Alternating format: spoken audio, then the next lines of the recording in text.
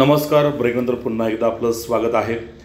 आयुष मंत्रालय व INO यांच्या संयुक्त विद्यमाने हडपसरमध्ये सालाबादप्रमाणे यंदाही वारकऱ्यांसाठी आरोग्य सेवा यज्ञ उपक्रम राबवण्यात आला।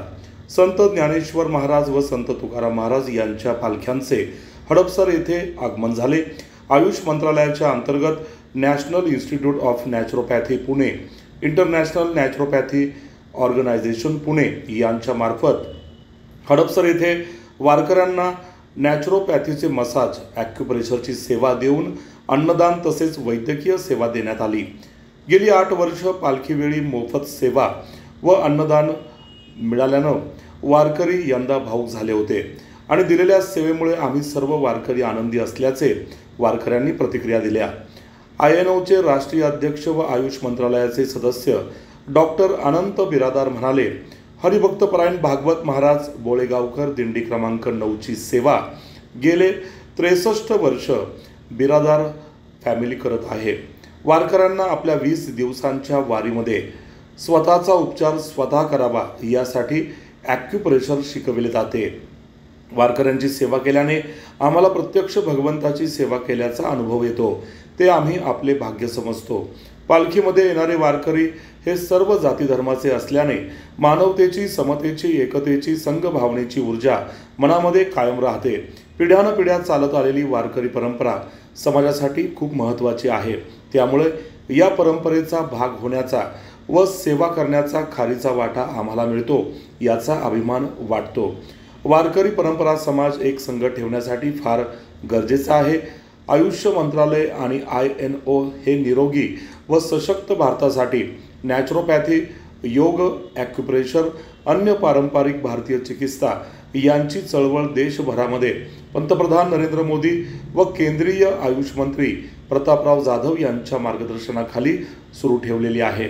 या वारकरी सेवेमध्ये ATN बायोफार्माचे उद्योजक तानाजी बिरादार, नारायण बिरादार, मनोज बिरादार, शेषराव बिरादार व स्वामी विवेकानंद शाळेच्या संचालिका पद्मा बिरादार, शीतल बिरादार, वैशाली बिरादार यांच्या मदतीने NINचे 50 विद्यार्थी सहभागी झाले होते।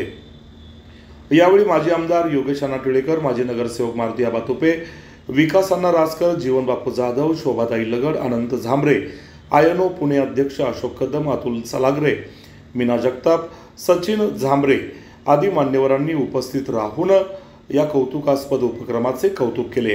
पाहूया या उपक्रमाचा हा वृत्तांत। ज्ञानदेव तुकाराम पंढरीनाथ महाराज की जय, माऊली ज्ञानेश्वर महाराज की जय, जगद्गुरु तुकाराम महाराज की जय। आज यहाँ पर संत ज्ञानेश्वर महाराज और संत तुकाराम महाराज की पालकी का एंट्री हड़पसर में हुआ है। अभी मुझे पता चला कि यहाँ पर लगभग इस साल, पिछले साल 5 लाख लोग थे, इस साल लगभग 14 लाख लोग इस पालकी में भाग ले रहे हैं। तो ये पुणे नगरी, पुण्य नगरी, ये पूरे महाराष्ट्र की कल्चरल कैपिटल, सांस्कृतिक राजधानी है पुणे। और आज यहाँ पर पूरे पुणे में आप देखेंगे, ये सच में ये देश के लिए एक आदर्श शहर पुणे है। और यहाँ पर पांडुरंग के दर्शन के लिए आज माऊली यानी ज्ञानेश्वर महाराज और संत तुकाराम महाराज की पालकी यहाँ से जारी है।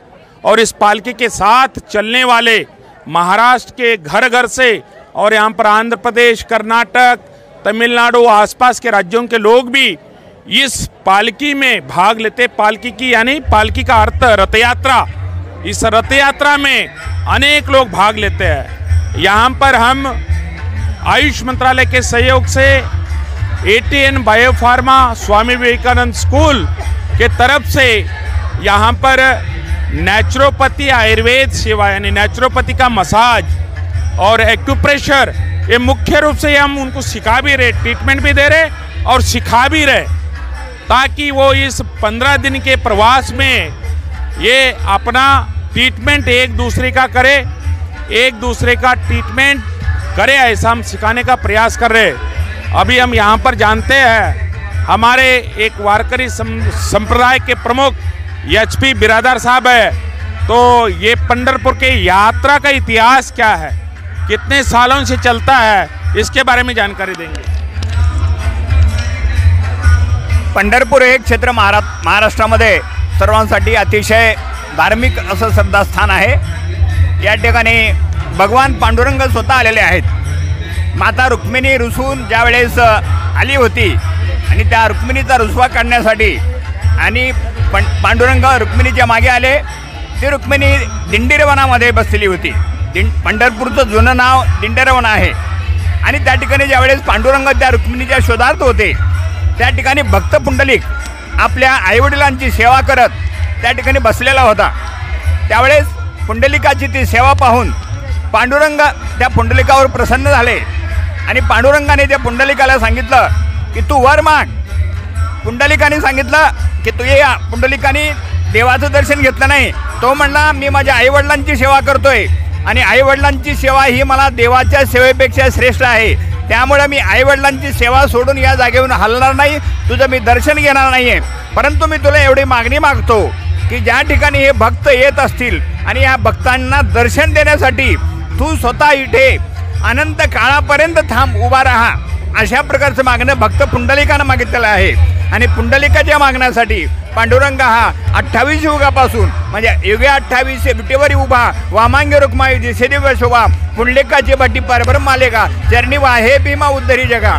आणि असणारी अशा प्रकारची भीमा नदी सुद्धा आणि पांडुरंगाचं दर्शन घेण्यासाठी चंद्राकार वळण घेऊन अशी करते। त्यामुळे भीमा नदीला या ठिकाणी चंद्रभागा नदी असं म्हणण्यात येतं। धन्यवाद। वाह, हे बघा इथे वारकऱ्यांची सेवा होत आहे आणि नॅचरल पद्धतीने त्यांना पुढच्या वाटचालीसाठी आपण त्यांच्या दुखण्यावरती इलाज करतो आहे आणि सगळ्यांना इथे येऊन खूप छान वाटत आहे। बिरादर बंधू यांचे खूप खूप धन्यवाद।